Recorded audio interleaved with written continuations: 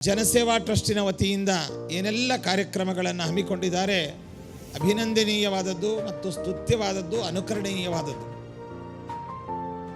ಬಡವ ಬಲ್ಲಿದ ಭೇದವಿಲ್ಲದೆ ಎಲ್ಲರನ್ನೂ ಅನುಗ್ರಹಿಸುವ ಮಹಾಗುರುಗಳು ರಾಘವೇಂದ್ರ ಸ್ವಾಮಿಗಳವರಾಗಿದ್ದಾರೆ.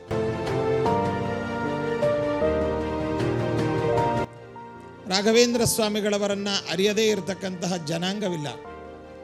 ರಾಘವೇಂದ್ರ ಸ್ವಾಮಿಗಳವರನ್ನು ಪೂಜಿಸದೇ ಇರತಕ್ಕಂತಹ ಜನಾಂಗವಿಲ್ಲ. ರಾಘವೇಂದ್ರ ಸ್ವಾಮಿಗಳವರು ಅನುಗ್ರಹಿಸದೇ ಇರತಕ್ಕಂತಹ ಜನಾಂಗವೂ ಇಲ್ಲ. ಅವರಿಗೆ ಭಾಷೆಯೋ ಜಾತಿಯೋ ಅಥವಾ ಬಡವ ಬಲ್ಲಿದ ಎಂಬುವಂತಹ ಭೇದವಿಲ್ಲದೆ ಎಲ್ಲರನ್ನೂ ಅನುಗ್ರಹಿಸುವ ಮಹಾಗುರುಗಳು ರಾಘವೇಂದ್ರ ಸ್ವಾಮಿಗಳವರಾಗಿದ್ದಾರೆ.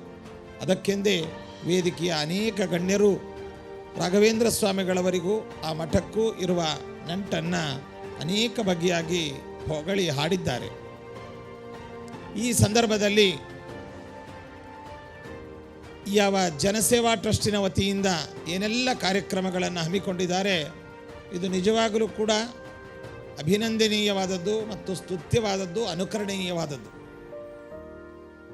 ಭಗವಂತನ ಸರ್ಕಾರದಲ್ಲಿ ನಾವಿಷ್ಟೆಲ್ಲ ಪಡೆದಂತಹವರು ಭಗವಂತನಿಗೆ ಪ್ರತಿರೂಪವಾಗಿ ನಾವು ಏನನ್ನು ಕೊಡಬೇಕು ಅಂತಂದರೆ, ಶಾಸ್ತ್ರ ಹೇಳ್ತದೆ ನಾನಾ ಜನಸ್ಯ ಶುಶ್ರೂಷ ಕರ್ತವ್ಯ ಕರವನ್ವಿತೇಹೇ ಎಂಬುದಾಗಿ.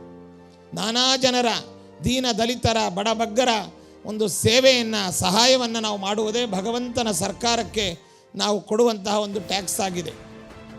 ಅದರಲ್ಲಿಯೂ ಕೂಡ ಅನ್ನ, ಅಕ್ಷರ, ಆರೋಗ್ಯ ಇವು ಎಲ್ಲ ಜನಾಂಗಕ್ಕೂ ಕೂಡ ಬೇಕಾಗಿರ್ತಕ್ಕಂಥದ್ದು.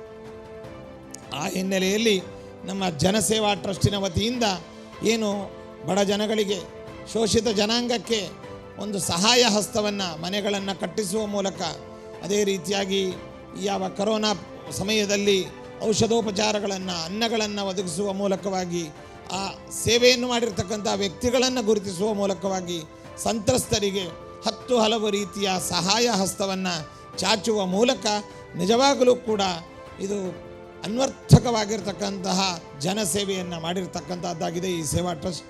ಇದರ ವತಿಯಿಂದ ಏನೆಲ್ಲ ಕಾರ್ಯಗಳು ನಡೆದಿದೆ, ಇದು ನಿಜವಾಗಲೂ ಭಗವಂತನಿಗೆ, ಮಹಾಗುರುಗಳಾದಂತಹ ರಾಘವೇಂದ್ರ ಸ್ವಾಮಿಗಳವರೇ ಮೊದಲಾದಂತಹ ಮಹಾಗುರುಗಳಿಗೆ ಮೆಚ್ಚುವ ಕಾರ್ಯವಾಗಿದೆ.